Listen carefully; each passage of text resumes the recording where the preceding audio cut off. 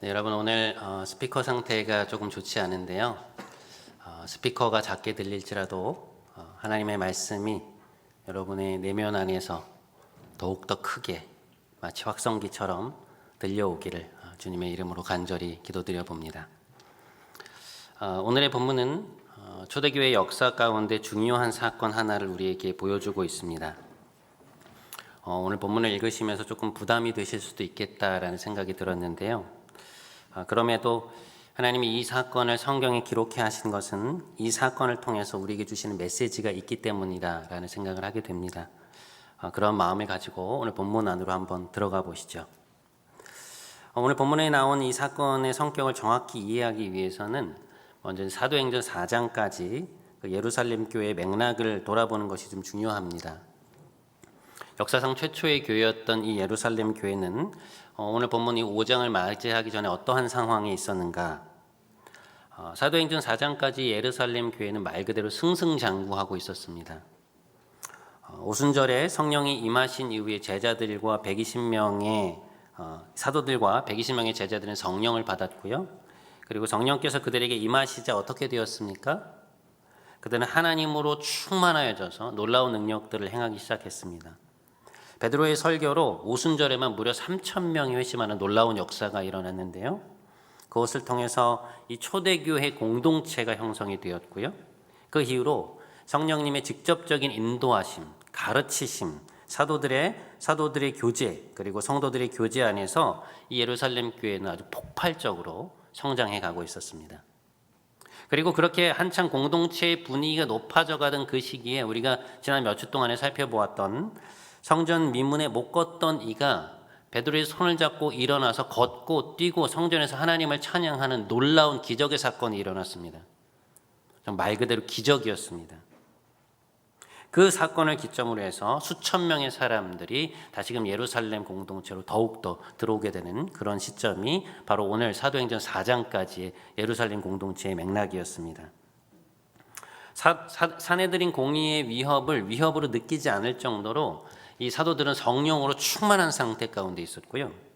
그 리더십의 분위기, 탑 리더십의 분위기가 공동체 전체로 전해지면서 예루살렘 공동체는 성령이 주시는 그 영적인 활력으로 막 들썩들썩 거리고 있었던 그런 상황입니다.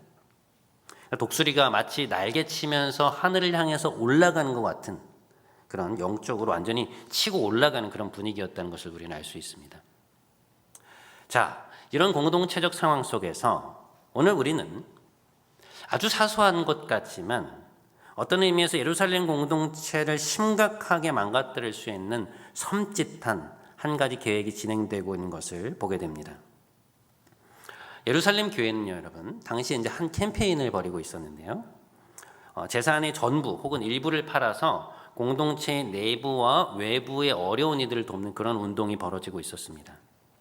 제가 왜 이것을 운동이라고 표현하냐면요. 이 일이 어떤 사도 누구 개인이나 리더십 중에 누군가의 제안을 통해서 이루어진 일이 아니었기 때문이었습니다.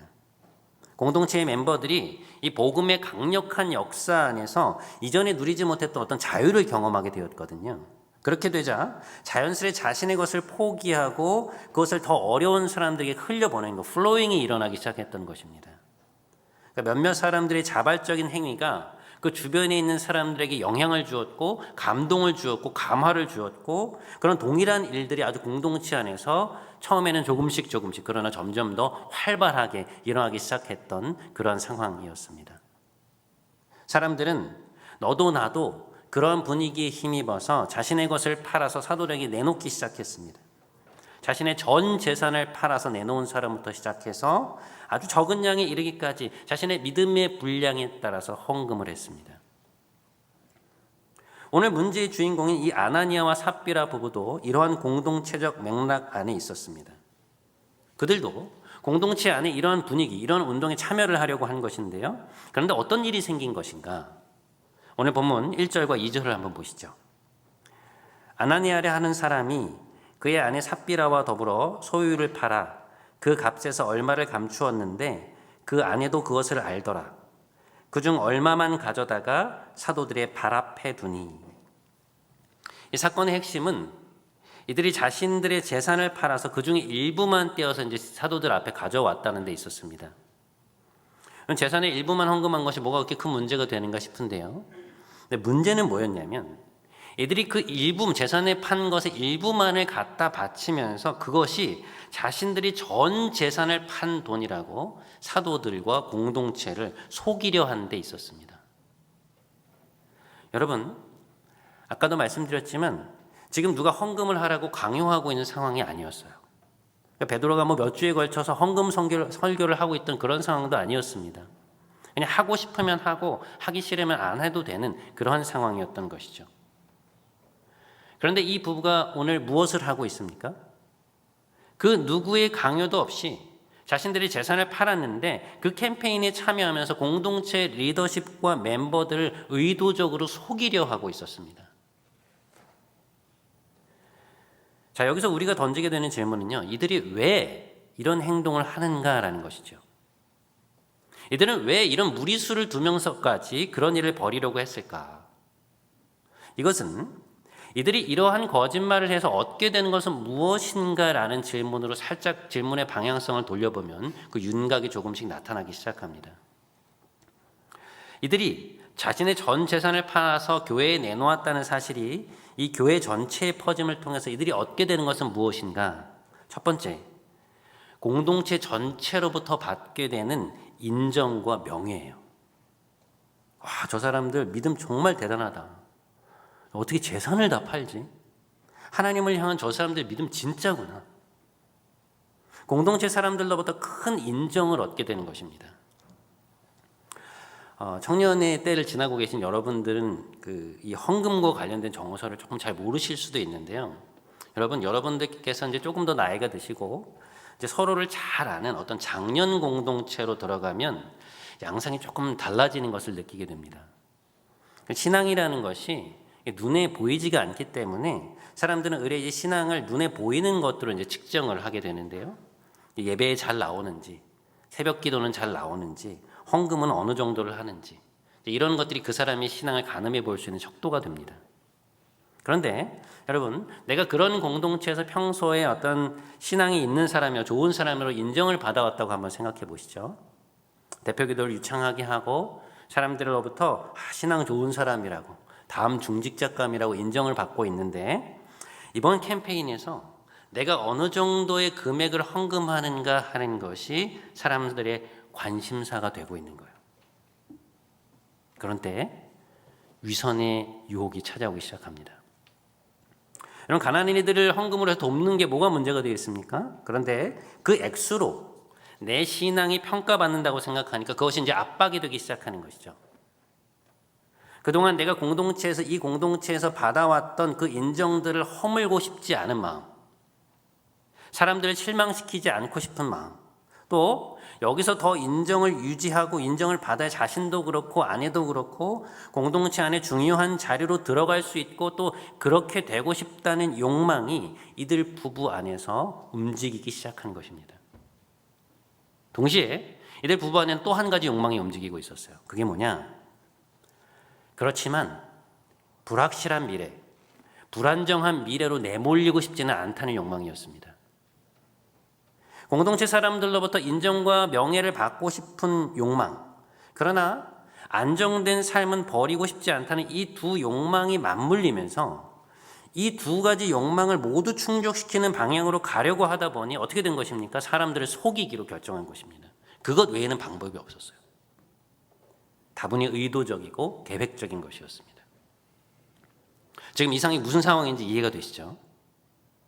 여러분, 이것은 무슨 순간적으로 갑자기 말을 잘못하고 그런 케이스가 아니에요. 그러니까 자신의 욕망들을 이루려고 의도적으로 공동체 모두를 속이려고 했다는데 이 문제의 심각성이 있었습니다. 그러니까 아무것도 모른 채 지금 막 성령의 강력한 능력으로 충만해서 앞으로 전진해 나가고 있는 이 공동체의 상황과 이 상황을 맞대어 보면 상당히 섬뜩한 계략이 이루어지고 있음을 우리는 볼 수 있어요. 이 아나니아와 삽비라 부부는 향후에 살아갈 충분한 돈을 뒤로 마련해 놓고 오늘 일부의 돈만을 사도들에게 가져왔습니다. 남편인 아나니아가 이 베드로의 목양실로 들어가서 이런저런 이야기를 나누는 찰나였는데요. 이제 그 과정에서 놀라운 일이 벌어집니다. 베드로에게 성령께서 주시는 이 영적인 통찰이 임하면서 아나니아가 벌이고 있는 행각을 그가 파악하게 됩니다. 오늘 본문 3절과 4절을 한번 보시죠. 베드로가 이르되 아나니아야 어찌하여 사탄이 내 마음에 가득하여 내가 성령을 속이고 땅값 얼마를 감추었느냐. 땅이 그대로 있을 때는 내 땅이 아니며 판 후에도 내 마음대로 할 수가 없더냐. 어찌하여 이 일을 내 마음에 두었느냐. 내가 사람에게 거짓말한 것이 아니라 하나님께 한 것이다. 성령께서 베드로의 생각에 아주 명확한 영적인 통찰을 주셨던 것 같아요. 그는 지금 아나니아가 자신을 속이고 있다는 사실을 깨닫고 경악을 금치 못합니다. 그리고 대번에 이 문제의 심각성을 알아채고 문제의 핵심을 짚습니다. 네가 어찌하여 땅값을 감추었느냐? 땅값의 일부를 감추었느냐? 어째서 공동체를 속일 생각을 했느냐? 지금 이것은 사람에게 한 것이 아니라 하나님께 한 것이다. 그걸 왜 모르느냐? 막 대노해서 꾸짖습니다. 여러분 5절에 보시면요. 아나니아가 이 말을 듣는 순간 하나님께서 그 자리에서 그의 영혼을 취하셨다고 되어 있어요. 굉장히 무서운 장면입니다. 그리고 뒤이어서 나오는 7절에서 10절까지 보면 뒤이어서 온 아내 삽비라 역시 베드로가 땅을 판 값이 이것뿐이냐라고 물었을 때 그렇다라고 거짓말을 하자 하나님이 그녀의 생명까지도 취하십니다. 자, 이것이 오늘 우리가 읽은 사건의 전말이에요. 설교의 서두에서도 제가 말씀드렸지만 오늘 본문의 내용을 읽어 내려가다가 이 두 부부의 죽음이라고 하는 이 대목에 맞닥뜨리면요, 여러분 상당히 당황스럽습니다. 이 사람들 지금 심각하게 잘못한 거 맞아요. 그러니까 공동체의 리더십을 속이고 교회 전체를 속이려고 한 거예요. 너무너무 잘못했죠. 하지만 여러분 그렇다고 해서 어떻게 이렇게 회개할 기회조차 주지 않으시고 한순간에 목숨을 취하실 수 있을까? 그러니까 일견 가혹해 보이고 과연 이것이 하나님이 하신 일이 맞나라는 이런 생각까지 듭니다. 그러니까 하나님이 뭔가 좀 감정적으로 대응하신 것 아닌가? 이런 생각도 하게 되는 것이죠. 그런데 여러분 제가 설교 서두에서 이 예루살렘 교회의 맥락을 설명해 드린 이유가 여기에 있어요. 그러니까 지금 예루살렘 공동체가 가지고 있는 역사적 위치가 어떠하고 또 공동체 상황이 어떠했는지를 알면요. 지금 이 하나님의 조치가 두렵지만 이해가 돼요. 제가 오늘 이 본문에서 일어난 그 사건의 이해를 돕기 위해서 예를 한 가지만 들어볼게요. 여러분 한번 들어보세요. 사무엘하 6장에 가보잖아요. 그러면 거기 보면 다윗이 왕으로 등극하고 나서 하나님의 언약궤를 자신의 성으로 옮겨가려고 하는 장면이 나옵니다. 여러분 이스라엘의 성전에서 이스라엘 성소에서 핵심이 되는 곳이 이제 지성소인데요. 이 지성소 안에 안치되어 있는 성물 하나가 뭐냐면 언약궤예요. 그러니까 이스라엘 백성에게는 성물 중의 성물이었습니다. 그러니까 하나님이 이스라엘 백성들을 만날 때 성전의 지성소에 임하시는데요. 내가 그 성전의 지성소에서 언약궤에 임하겠다라고 말씀하셔서 이 하나님 임하실 때 그 보좌의 역할을 하는 것이 바로 하나님 언약궤였는데요. 그런데 이것이 사울왕 시대에 아비나답이라고 하는 한 사람의 집에 보관이 되어 있었던 것 같아요. 다윗이 그걸 알고는 이 언약궤를 자신의 성 안으로 모셔오기 위해서 이 몇만 명이 넘는 군사들을 데리고 그 집에 이제 간 것이었습니다. 자, 이제 하나님의 언약궤를 옮기는 이 거대한 국가적 행사의 와중에 그런데 어떤 일이 발생하는가? 사무엘하 6장 6절과 7절을 한번 보시죠. 그들이 낙원의 타작마당에 이르렀는데 갑자기 소들이 뛰기 시작했다. 그것을 본 웃사가 손으로 하나님의 궤를 붙들었더니 여호와 하나님께서 웃사의 잘못된 행동으로 말미암아 진노하사 그를 그곳에서 치시니 그가 하나님의 궤 곁에서 죽으니라. 그럼 엄청난 사건이 하나 발생합니다. 그러니까 언약궤를 실은 수레를 몰고 가던 소들이 이 나곤이라고 하는 사람에게 속한 땅을 지나는데 무슨 이유였는지는 모르겠지만 갑자기 날뛰기 시작하는 거예요. 그러니까 어떻게 되었겠습니까? 그러니까 언약궤를 옮기고 있던 이 수레가 막 흔들리니까 그 뒤를 따라가던 웃사가 얼른 쫓아가서 언약궤를 손으로 붙든 것입니다. 그런데 그가 그 자리에서 즉사를 해요. 그 자리에 있었던 수만 명의 사람들이 이 장면을 보고 공포에 떨게 되었고요. 그래서 이 언약궤 이동식은 중단이 되게 됩니다. 여러분, 이 일로 다윗이 굉장히 큰 충격을 받아요. 하나님을 위해서 자신의 국가적인 행사로 진행을 한 것인데 이 일로 자신의 체면도 구겨졌을 뿐더러 도대체 이걸 어떻게 이해해야 될지 모르는 그런 상황이 된 거예요. 도대체 하나님 왜 그러셨을까? 아니, 수레가 흔들리는데 이것을 붙잡을 수도 있는 것이 붙잡자마자 이 사람은 죽었거든요. 다윗도 마찬가지였겠지만 저에게도 사실 이것은 풀기 어려운 숙제였습니다. 하나님의 조치가 잘 이해되지 않는 거예요. 그런데 여러분, 제가 오늘 사도행전의 이 본문을 묵상하면서 비로소 그것이 이해가 되었어요. 제가 얼마나 하나님에 대해서 무지했는가 하는 것을 깨닫고 머리를 숙이게 되었습니다. 제가 그 자리에 있어서도 잘못하면 죽었겠구나라는 생각을 하게 되는 것이죠. 여러분, 이 사무엘하 6장에 보면요, 그 수레를 끌고 가는 사람이 둘이 나와요. 누구냐면 아비나답의 아들 웃사와 아효예요. 그러니까 이스라엘의 그 모든 고위공직자들과 장병들 수만 명이 함께 갔는데 이 언약궤를 앞에서 끌고 가는 사람이 동생인 아효였고요. 그 뒤를 따르는 사람이 형인 웃사였습니다. 여러분, 이들이 지금 이 수레를 앞뒤로 끌고 가고 있다는 것은 무엇을 의미할까요? 이들이 지금 이 언약궤 이동식을 주도하고 있다는 거예요. 왜 그럴까요? 궤가 이들의 집에 머물러 있었잖아요. 그러니까 누구보다 이들이 이 하나님의 언약궤를 잘 다룰 줄 안다고 사람들이 생각했던 것입니다. 그러니까 이 궤에 대해서는 그들이 전문가라고 생각했던 거예요. 아마 본인들도 그렇게 생각했던 것 같아요. 근데 그들의 그 마음이 어디서 드러나느냐? 그러니까 수레가 흔들리자 이 사람들이 막 그것을 어떻게 해야 될지 모르고 있는데 재빨리 뛰어들어가서 그것을 손으로 붙잡는 이 웃사의 행동에서 그 마음이 드러나고 있어요.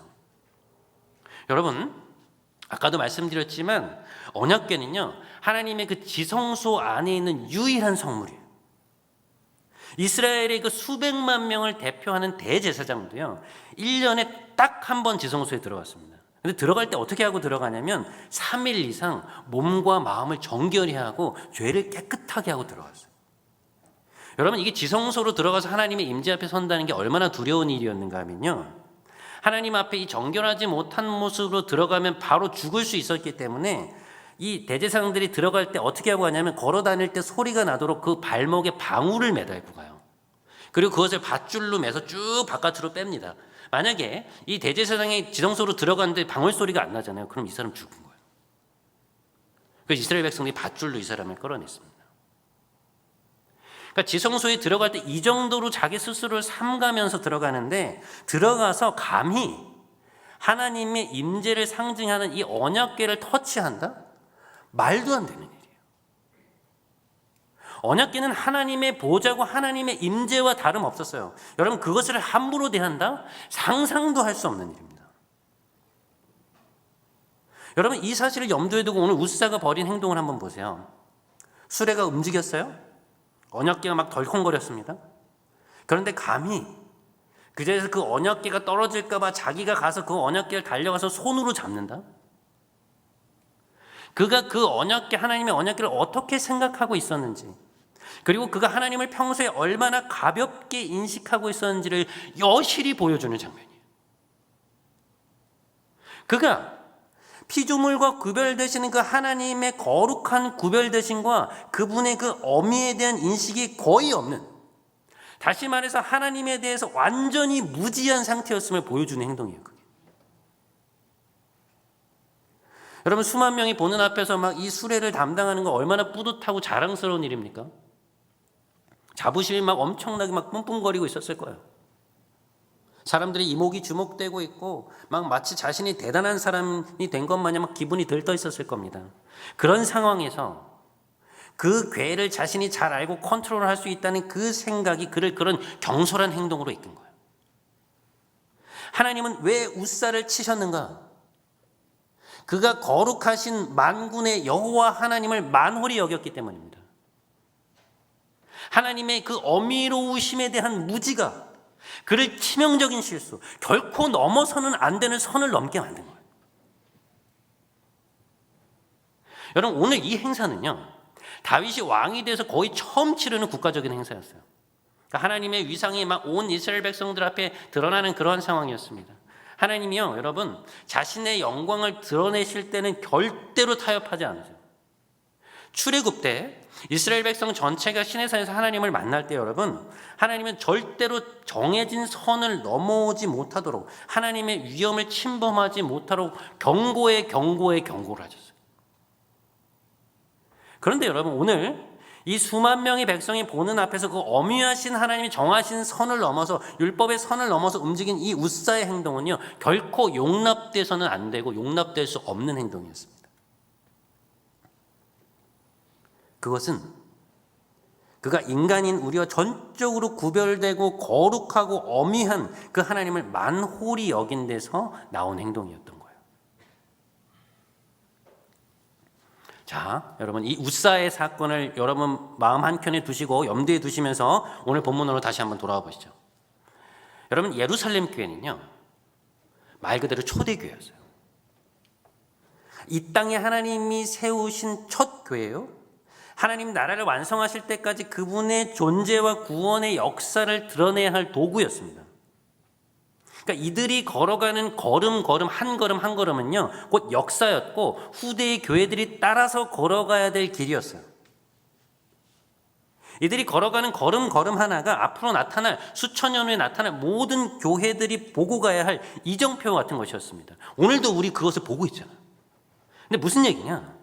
예루살렘 교회는 자신들의 교회로 끝나는 게 아니라는 거예요. 다가올 수천 년 동안 모든 교회들의 모판이 되는 것이기 때문에 이 교회는 교회의 역사 속에서 아주 독특성을 갖고 있었어요. 교회 안에 하나님 나라가 어떻게 임하고, 그것이 세상 속으로 어떻게 확장되어 가며 또 어떻게 꽃을 피우고 세상 속에 어떤 열매를 맺는지를 보여줘야 되는 사명이 있는 교회였고, 하나님이 그것을 위해서 특별히 쓰고 계신 그런 연약한 공동체였습니다. 그런데 오늘 아나니아와 삽비라 부부가 여러분 뭘 하고 있었냐? 그 하나님의 그 성령의 역사에 진전되고 있는 그 역사적으로 중요한 그 행보에 아주 치명적인 타격을 줄 수 있는 행동을 꾸미고 있었던 거예요. 그러니까 공동체를 속인 상태로 그 공동체의 핵심으로 들어오려는 이 행동은 여러분, 겉으로는 되게 작아 보이지만 공동체를 무너뜨릴 수도 있는 아주 치명적인 바이러스와 같은 것이었습니다.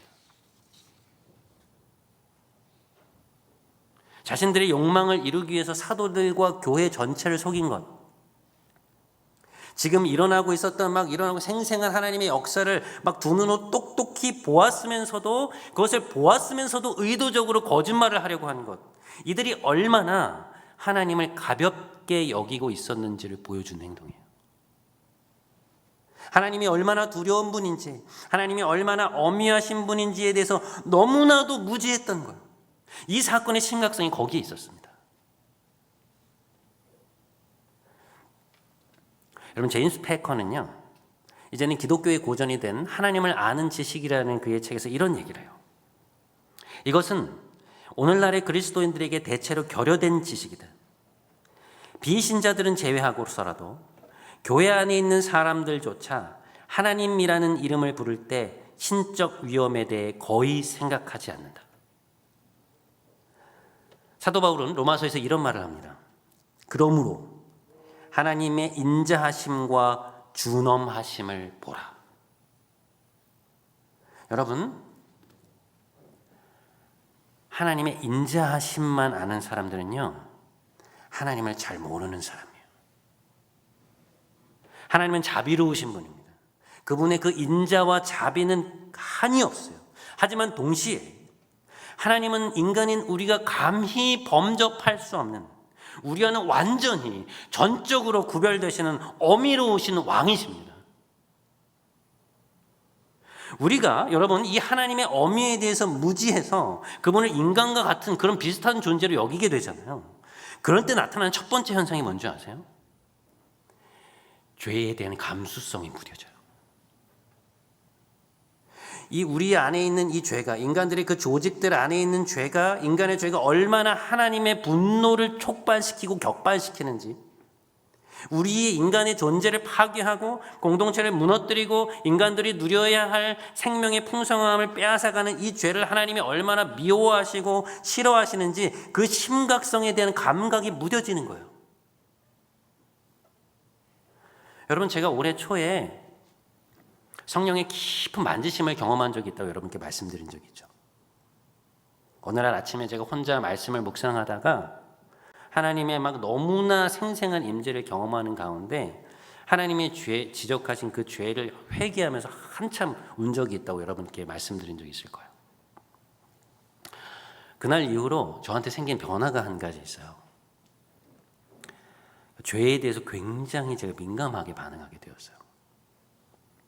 일례로 제가 폭력적이거나 잔인한 장면을 잘 못 보게 돼요. 잘 안 보게 됩니다. 사실 예전에는 영화나 드라마의 스토리 중에 한 장면이거니 그러니까 별 생각 없이 그냥 본 적도 많았거든요. 근데 이제는 여러분, 그 경험을 하고 난 이후엔 사람을 죽이거나 피를 흘리는 것이 얼마나 폭력적이고 얼마나 악한 것인지에 대해서 제 영혼이 너무 심각하게 반응하게 되는 거예요. 그러니까 그런 장면들을 보고 나면 제가 너무 힘든 것입니다. 그러니까 뭐가 죄고 무엇이 하나님이 싫어하는 것인지, 그리고 하나님이 그것을 싫어하시는 정도를 제가 조금이나마 알게 되니까요, 이전에는 아무렇지도 않았던 것들이 이제는 너무너무 크게 다가오는 거예요. 그러니까 하나님이 싫어하시는 것에 가까이 가는 것이 두렵고 무엇보다 그 죄가 싫습니다. 하나님의 엄위하심은 어디에 있는가? 그분은 우리의 모든 생각, 마음의 묵상, 말, 그 어느 것 하나 모르시는 게 없으시다는 데 있어요. 여러분, 오늘 제가 설교의 제목을 감찰하시는 하나님이라고 지었는데요. 하나님은 우리의 마음에 있는 모든 것을 꿰뚫어 보시고 나의 진정한 모습을 아십니다. 하나님은 내 안에 지금 무엇이 움직이고 있는지, 내 내면 안에 지금 움직이고 있는 것들이 무엇인지 정확하게 알고 계세요. 하나님의 눈을 피할 수 있는 것은 아무것도 없습니다, 여러분. 내가 아무도 모르게 무엇인가를 즐기고 있다고 할지라도, 아무도 모르게 내 안에서 어떤 생각들이 진행되고 있고 내가 다른 사람을 모르는 위선을 부리고 있다고 할지라도 하나님은 아십니다. 불꽃 같은 눈으로 우리를 지켜보고 계세요. 여러분, 이런 것들 작아 보이잖아요. 내 안에 숨겨져 있는 것이니까 다른 사람들은 잘 모르고 그것이 내 삶에 큰 영향을 미치지 않는 것 같아 보여요. 그런데 여러분, 결코 그렇지 않습니다. 여러분, 건물이 어떻게 무너지는 줄 아세요? 막 커다란 게 통째로 갑자기 어느 순간 한 곳이 커다란 게 무너지는 게 아니에요. 처음에 어떤 곳에서 시작된 아주 작은 그 균열이 시간이 지남에 따라 조금씩 커지다가 결국 건물 전체가 주저앉아 버리는 것입니다. 제가 대학원에서 신학 공부를 할 때였는데요. 친한 후배가, 저희가 굉장히 존경하던 교수님이 한 분 계셨는데, 교수님과 대화를 나누고 나서 뭔가 막 새로운 걸 알았다는 듯이 막 흥분하면서 얘기를 해준 적이 있어요. 당시에 이제 그 한국교회 교계를 대표하던 한 목사님이 어떤 문제로 인해서 한국교회가 아주 떠들썩하던 때였습니다. 막 이미지가 너무 괜찮으시고 찬양도 너무 잘하시고 설교도 잘하시고, 와, 저런 분이 있나, 막 이런 때였는데, 그분의 어떤 신상에서 불거진 어떤 문제로 인해서 사람들이 굉장히 실망케 했던 어떤 일련의 사건들이 있었어요. 그 친구가 이제 교수님과 이야기를 나누다가 이제 질문을 던진 거예요. 여쭤봤다는 것이죠. 교수님, 왜 이렇게 자꾸 목사님들이 변하시는 걸까요? 좋은 목사님들이 그 모습 그대로 끝까지 이어가서 마지막에 더 성숙한 모습으로 은퇴하시고 그런 모습 보고 싶은데 왜 좋은 목사님들이 자꾸 변하시는 걸까요? 이런 질문을 던졌다는 거예요. 그러니까 이 친구의 개념 속에는 이분들이 변했다라고 생각했던 것이죠. 근데 그 교수님이 무슨 답변을 하셨냐? 저희 예상과는 완전히 다른 답변을 하셨어요. 저희는 교수님이 그렇지, 그러면 좋을 텐데 하고 이제 한탄을 하실 줄 알았거든요. 그런데 그 교수님이 하시는 말씀이 뭐였느냐? 자기는 그 목사님들이 변했다고 생각하지 않는다는 거예요. 이게 저희로서는 상당히 충격적인 발언이었는데요. 그분들이 변했다고 생각하지 않는다는 것은 무슨 얘기냐? 그분들이 원래는 안 그랬는데 어느 순간 그렇게 변한 것이 아니라는 거예요. 교수님 말씀 이거였어요. 그분들 안에 이미 젊은 시절부터 그 부분에 대한 약함과 죄성이 있었고 분명히 그것들이 어떤 일들 속에서 언뜻 터져 나왔을 텐데 그것이 제거되지 않은 채 서서히 커져가다가 결국에는 터진 것이라는 그런 얘기예요. 그러니까 변한 것이 아니라 그분들이 변한 것이 아니라 원래 그들 안에 있었던 작은 것들이 아무것도 아니라고 여겨졌던 그것들이 점점 커지면서 결국엔 그들의 삶을 망가뜨린 것이다 라고 그렇게 말씀하신 거였어요. 저는 그때 그 말씀 분명 일리가 있는 말씀이긴 한데 그래도 그럴 리가 있나라고 생각했던 거거든요. 근데 여러분 이제는 그게 맞구나라는 것을 깨닫게 돼요. 여러분 우리 안에는 연약한 모습들이 있어요. 우리의 어떤 기질에서 오는 연약함, 그리고 우리가 자라온 가정 환경이나 아니면 살아오면서 내가 겪었던 어떤 일 때문에 갖게 된 어떤 트라우마, 또 연약함, 또 유난히 나를 넘어뜨리고 자꾸만 내 신앙생활에 발목을 잡는 것들이 있어요. 그러니까 하나님께 막 내가 쭉쭉 뻗어나가면서 막 성장을 하려고 하다가도 막 은혜를 받고 하나님을 택하면서 나아가려고 하다가도 꼭 그것 때문에 실족을 하거나 시험에 들어서 아니면 이걸 놓을 수 없고 포기할 수 없어서 막 고민하다가 하나님을 선택하지 못하는 때도 많아요. 그게 내가 추구하고 있는 어떤 쾌락일 수도 있고요, 여러분. 아니면 성공과 인정에 대한 집착, 어떤 친밀함에 대한 강한 욕구, 다른 이들에 대한 시기, 열등감, 교만일 수도 있고요. 어떤 물질적 풍요에 대한 버릴 수 없는 동경 같은 것일 수도 있어요. 여러분, 이런 것들이 사실 눈에 잘 띄지 않는 것일 수 있어요. 그러니까 물론 내가 하나님 앞에서 성장해 가는데 방해가 되는 건 내가 알아요. 하지만 그렇다고 현재 내 삶에 그렇게 큰 영향을 주는 것은 아니라고 생각할 수 있습니다. 하지만 여러분, 그런 작은 죄들이 왜 무섭습니까? 그 작은 것 하나 때문에 결국 몸 전체의 밸런스가 무너지게 되고 그 작은 것 하나로 인해서 결국 내 삶이 망가진다는 데 그 문제가 있어요. 여러분, 만일 오늘 아나니아와 삽비라 이 부부가 이 일에 성공했다면 어땠을까요?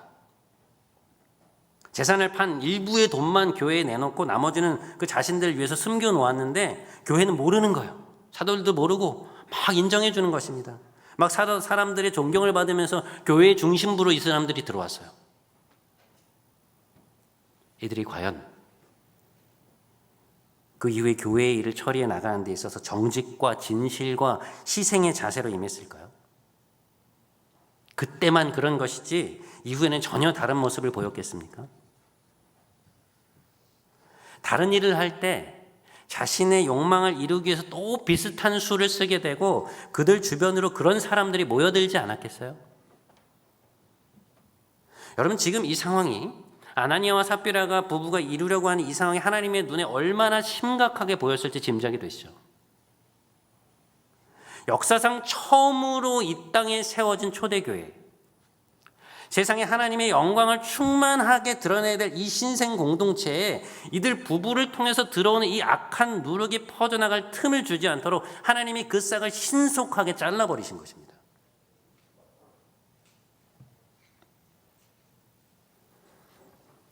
우리가 왜 매일매일 하나님 앞에서 나의 마음을 점검하고 말씀을 붙들고 깊은 기도 안으로 들어가야 하는가? 우리가 왜 말씀 묵상과 기도를 통해 하나님 앞에 매일매일 나 자신을 내놓아야 하는가? 여러분, 그래야 내 내면에 숨겨진 것들이 보이기 시작해요. 여러분, 모래가 많은 개울가에 한번 이렇게 발을 걷고 들어가 보신 적 있었을 거예요.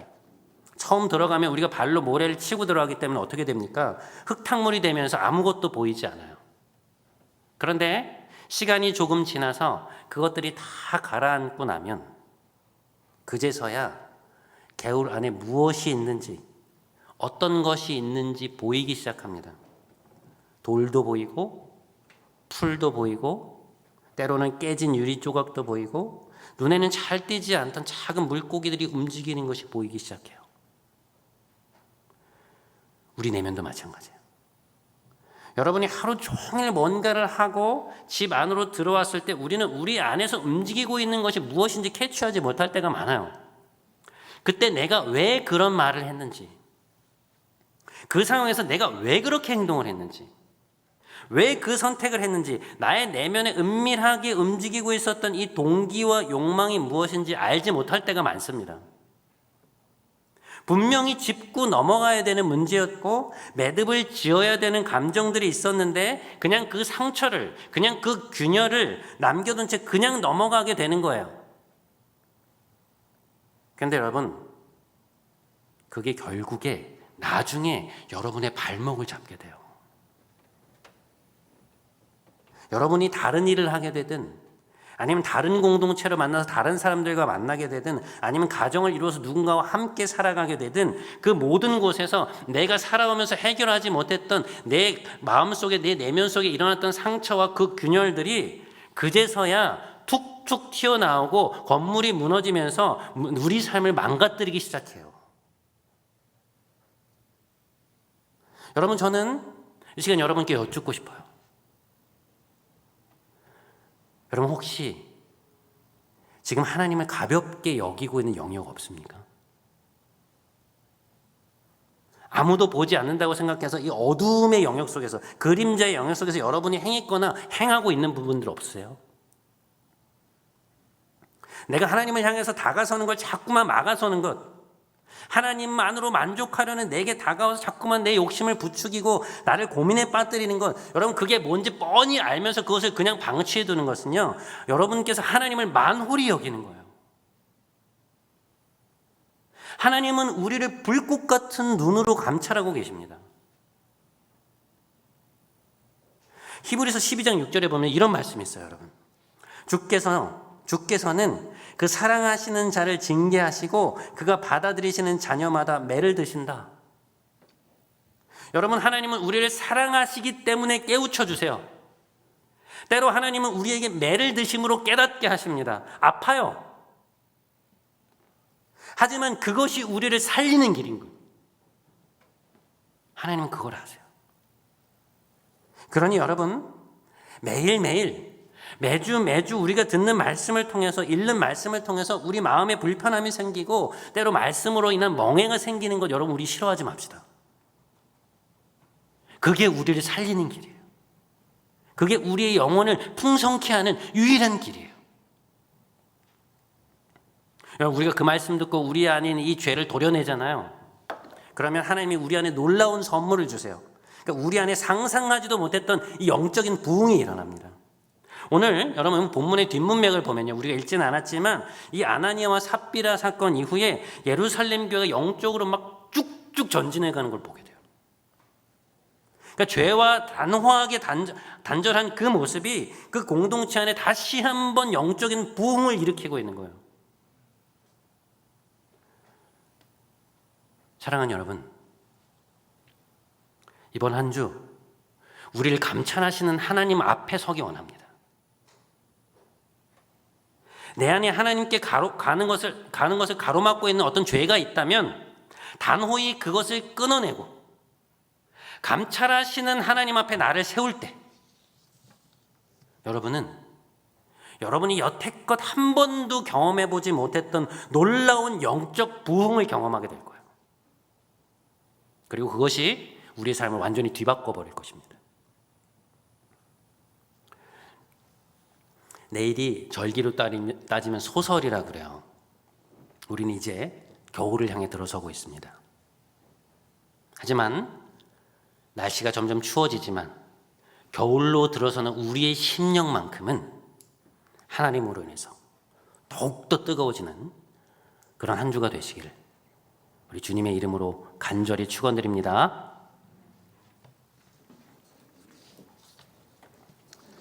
우리 시간 함께 찬양하면서 하나님 앞에 나아가기 원합니다.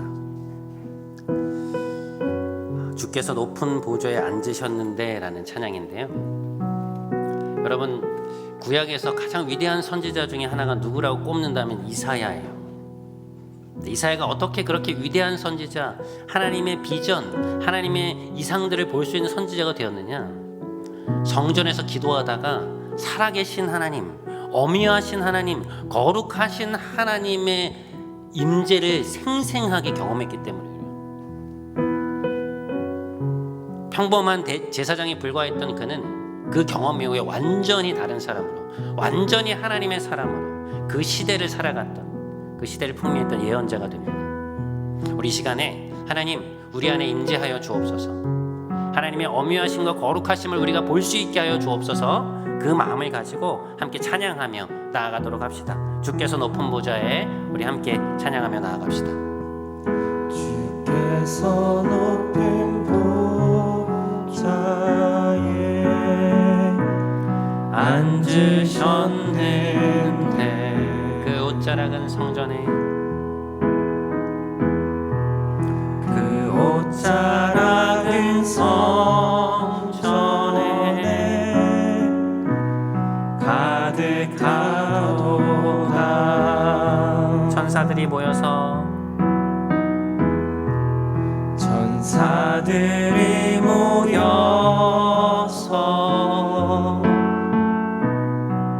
서로 장화하여 외치니 그 소리는 성전에 가득하도다. 가득하도다.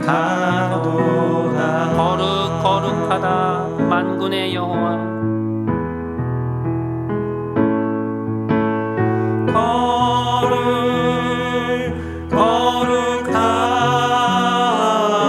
거룩하다 만군의 여호와.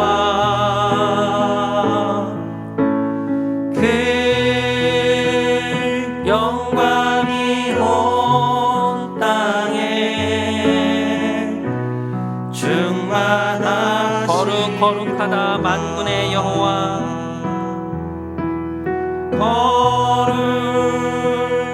거룩하다 만군의 여호와.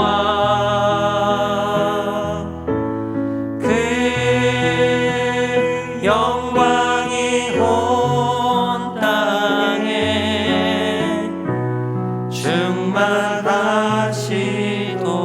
충만하시도다. 여러분, 하나님은 우리를 감찰하시는 하나님이십니다. 하나님은 불꽃 같은 눈으로 우리 안에 있는 모든 움직임들을 꿰뚫어 보고 계세요. 여러분, 혹시 지금 우리 안에 하나님을 가볍게 여기고 있는 영역 없습니까? 아무도 보지 않는다고 생각해서 어두움의 영역 속에서 여러분 혼자 행하고 있는 부분들 없습니까? 우리 이 시간에 함께 기도하기 원합니다. 하나님, 지금 제 마음에 움직이고 있는 것들을 보여주옵소서. 제가 혹시 저의 내면을 꿰뚫고 계신 이 하나님을 가볍게 여겨서 경솔히 행하고 있는 것들이 있다면, 어둠 속에서 행하고 있는 것들이 있다면 돌이키게 하여 주옵소서. 제가 제일 요즘 신경 쓰고 있는 일이 무엇이고 어떤 마음으로 행하고 있는지 주님 그것을 보게 하여 달라고 우리 시간에 함께 기도하며 하나님 앞에 나아가도록 합시다. 함께 기도합시다.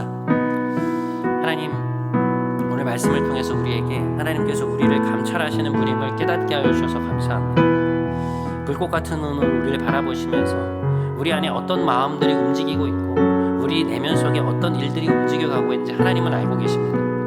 하나님, 이 일을 진행해감에 있어서 또 이 일을 진행하고 있음에 있어서 하나님, 제가 갖고 있는 또 우리들이 갖고 있는 하나님 그 마음은 무엇입니까? 하나님, 우리 안에 움직이고 있는 그런 것들이 무엇인지 우리에게 밝히 보여주시길 간구합니다. 하나님, 우리가 신경 쓰고 있는 것들, 우리가 진행시켜 나가고 있는 것들, 우리가 행하고 있는 것들, 우리가 관계 맺고 있는 사람들, 하나님, 이 모든 것에서 우리 안에 움직이고 있는 것들이 무엇인지 볼 수 있는 눈을 허락하여 주옵소서. 하나님 그것이 하나님을 가벼이 여겨서 병소리 행하고 있는 것 혹시 있다면 주님 용서하여 주시고 우리가 다시 한번 그것을 돌이킬 수 있는 은혜를 허락하여 주옵소서. 어둠 속에 행하고 있는 것들이 있다면 주님 용서하여 주시고 돌이킬 수 있도록 우리의 마음을 붙잡아 주옵소서.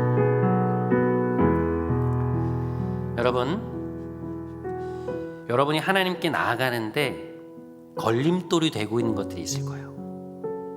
여러분 자꾸만 내가 하나님께로 나아가는 것을 붙잡는 그 걸림돌이 되고 있는 것은 무엇입니까? 무엇 때문에 자꾸만 고민하게 되고 하나님을 선택하기에 망설여지세요? 여러분 하나님 앞에서 뭘 방치해 두고 계신가요?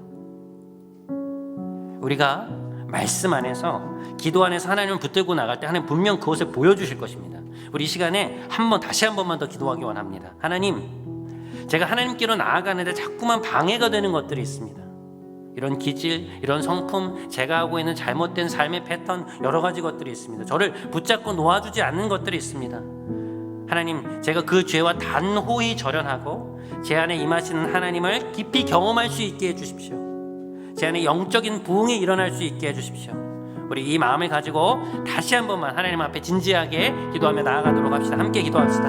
하나님 아버지, 우리 사랑하는 형제 자매들 안에 하나님, 우리 안에 하나님께 나아가는데 방해가 되는 것들이 무엇이 있습니까?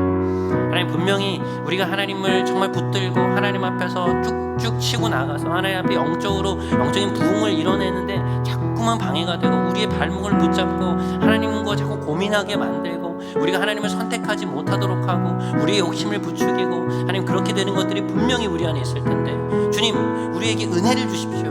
하나님, 우리가 그것을 방치하지 않게 해주십시오. 이것이 그저 그냥 방해가 되지만 내 삶에는 크게 영향을 주지 않는다 생각해서 하나님 그것을 방치해 놓지 않게 하여 주시고, 지금 내 삶에 일어나고 있는 그 균열들, 내 삶에 있는 그 상처들, 하나님 우리가 그것을 하나님 앞에 나아가서 날마다 말씀 안에서 기도 안에서 묵상하고 보고 매듭짓고 하나님 위로하심 속에서, 하나님의 책망하심 속에서, 하나님의 격려하심 속에서 그것을 극복해낼 수 있도록 주님 우리에게 은혜를 베풀어 주옵소서. 하나님, 그 죄에서 절원하기 원합니다. 그 죄를 끊어내기 원합니다. 그때 하나님, 오늘 예루살렘 공동체가 경험했던 것처럼 하나님의 놀라운 부흥의 역사가 우리 안에 일어날 줄 믿사오니 하나님, 이 자리에 보이는 모든 형제 자매들, 이 예배를 드리고 있는 모든 형제 자매들이 심령 안에 그 결혼할 수 있는 하나님의 엄유하심을 볼 수 있는 하나님을 택할 수 있는 마음을 하나님 허락하여 주옵소서. 하나님 은혜를 베풀어 주옵소서.